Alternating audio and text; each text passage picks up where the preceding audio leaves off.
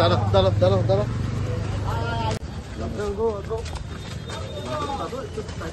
কালা তুমি যাই চাচ্ছি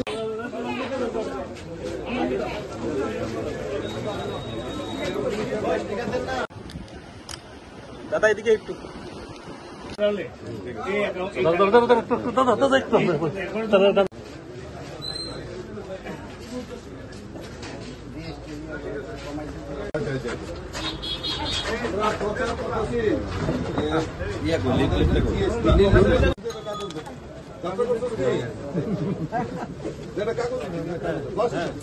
প্লাস্টিকটা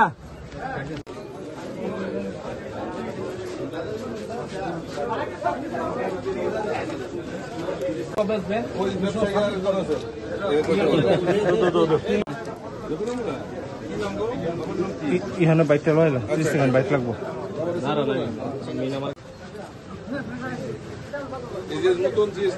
কাগজটা কাগজ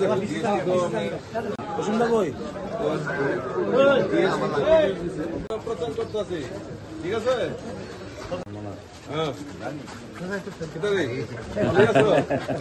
ঠিক আছে এটা কার তোলা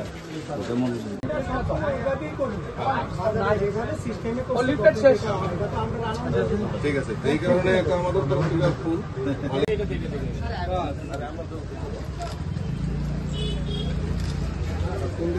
মোদীজি কালকে আইছিল তো দেখছে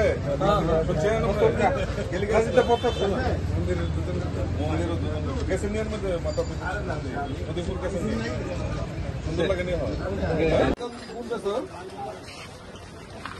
ঠিক আছে তোমার বাবা না মারা গেছে দূর থাক না না একদম কলকাতা ভাই কেউ একটা কষ্ট তুলো ঠিক আছে যাতে ধরে না ইম্প্যাক্টটা আরো একটা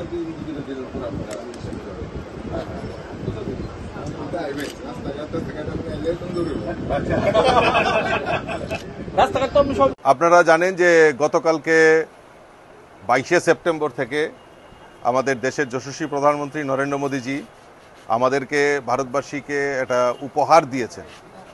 উপহারটা এইরকম, আমরা সবাই জানি যে 2017-তে আমাদের জিএসটি কাউন্সিল গঠিত হয়, জিএসটি হয়েছিল এবং সেই সময় 17টি স্ল্যাব সেই সময় ছিল। তো অনেকগুলি স্ল্যাব ছিল, অনেক জটিলতা কিছু ছিল, কিন্তু গত 22শে সেপ্টেম্বর আমাদের দেশের যশস্বী প্রধানমন্ত্রী মোদীজির নেতৃত্বে ভারত সরকার এই যে ট্যাক্স জিএসটি যেটা আমরা বলছি, এই জিএসটি রিফর্ম করে নতুন করে 2টা স্ল্যাব 5% to 18% এই স্ল্যাবে রেখেছে এবং কোনো কোনো ক্ষেত্রে যেমন জীবনদায়ী ওষুধ থেকে শুরু করে দুধ জাতীয় দ্রব্য থেকে শুরু করে সেই সমস্ত জায়গায় 0% ট্যাক্সটি সেখানে লাগু করা হয়েছে।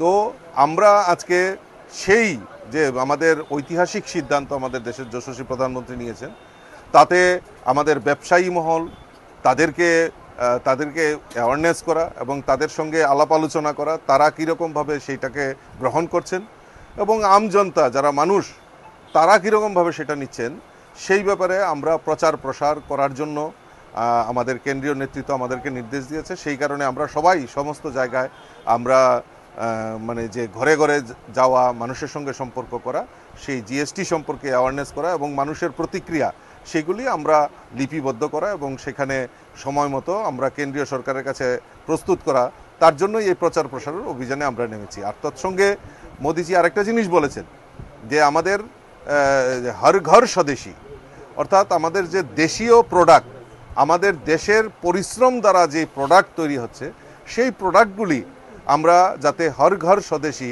সেটা যাতে প্রচার প্রসার করি তার জন্য আহ্বান করেছেন। ইতিমধ্যে আমি যখন বাজারে এসছি বিভিন্ন জায়গায় আমি দেখছি যে দেশীয় প্রস্তুত মেক ইন ইন্ডিয়া সেই প্রোডাক্ট এখন অলরেডি মার্কেটে চলে এসছে এবং ওনারা আনন্দের সঙ্গে ওনারা উল্লেখ করছেন যে আমরা গর্ববোধ করি যে ইন্ডিয়ান প্রোডাক্ট, অর্থাৎ আমাদের দেশীয় প্রযুক্তিতে এবং দেশের মেহনত মেহনতি মানুষ যারা তৈরি করছেন, ঘাম ঝরাচ্ছেন, তাদের প্রোডাক্ট বাজারে এসছে। কিছুক্ষণ আগে আমরা জানি যে উৎসবের মৌসুম আমরা পরিলক্ষিত করছি। এই উৎসবের মৌসুমে আমরা আমাদের যারা ছোট ছোট বাচ্চা ছেলেমেয়েরা আছে তাদের মানে খেলনা সবচেয়ে বেশি তাদের বেশি আবদার থাকে। তো এই খেলনার একটা যেখানে খেলনা বিক্রি হচ্ছে সেখানে আমিও দেখলাম, আর সেখানে দেখলাম যে made in India, make in India, এই স্লোগানটা এই খেলনার মধ্যে প্রস্তুত করা হয়েছে। অর্থাৎ এই যে দেশীয় জিনিসগুলা যে স্বর্গর স্বদেশী, সেটা সেই স্বপ্ন সাকারের দিকে আমাদের ভারতবর্ষ এগিয়ে যাচ্ছে। এবং দেখলাম যে কোয়ালিটি অনেক অনেক বেটার। আমরা আগে কি করতাম, বাচ্চাদেরকে খেলনা প্রেজেন্ট করলে আগে এটা আইডেন্টিফাই করতো যে এটা চাইনিজ খেলনা, মানে চাইনিজ খেলনা মানে ইউজ অ্যান্ড থ্রো, ফেলে দিতে হবে। কিন্তু আমাদের দেশীয় প্রোডাক্ট, তার প্রতি যে একটা আবেগ, সেটা আমি আজকে অনুভব করতে পেরেছি। এবং যারা আমাদের ব্যবসায়ী মহল রয়েছেন তাদের কাছেও অনুরোধ থাকবে যে আমাদের দেশীয় প্রোডাক্ট বেশি করে মানুষের কাছে তুলে ধরা, এটা আমাদের মূল লক্ষ্য। সেই লক্ষ্য নিয়ে আমরা কাজ করি। না, তাদের মধ্যে তো দেখুন, আজকে আমরা ইন্ডিয়ান ইকোনমি 4th পজিশনে পৌঁছে গেছি। আমাদের মোদিজির লক্ষ্য যে 3rd ইকোনমিক কান্ট্রি, সেই লক্ষ্যমাত্রা রেখে কাজ করছে। এখন বৈদেশিক আপনারা বলতে পারেন যে আমেরিকা ট্যারিফ লাগিয়েছে, এইসব কোনো কিছু না। যে যখন আমাদের এই মেক ইন ইন্ডিয়া, আজকে আমরা গর্ববোধ করতে পারি যে আইপ্রো অ্যাপেল ফোন, যেটা আমরা সবচেয়ে মডার্নাইজ, যেটা আইফোন 17 লঞ্চ হয়েছে, কোথায় ম্যানুফ্যাকচারিং? ইন্ডিয়াতে ম্যানুফ্যাকচারিং। আজকে দেখলাম যে সবচেয়ে বেশি মার্কেটিং আমাদের ইন্ডিয়াতে এই আইফোন 17 নিয়ে দেখলাম বিভিন্ন জায়গায় যেখানে আপেল শোরুম রয়েছে সেখানে মানুষের উপচে পড়া ভিড়। অর্থাৎ ক্রেতা আমাদের ভারতবর্ষে, ম্যানুফ্যাকচারিংও আমাদের ভারতবর্ষে। তো ইন্ডিয়ান ইকোনমি গ্রোথ যদি হয়, ইন্ডিয়ান মানে ভারতবর্ষের রুপি সেখানে গ্রোথ হবে। আর ওই টেরিটরি যতই লাগাক, ভারতবর্ষের ইন্ডিয়ান যে গ্রোথ, সেটাকে কেউ রুখতে পারবে না। মোদিজি সেই দিশাতে আমাদের ভারতবর্ষকে নিয়ে যাচ্ছে।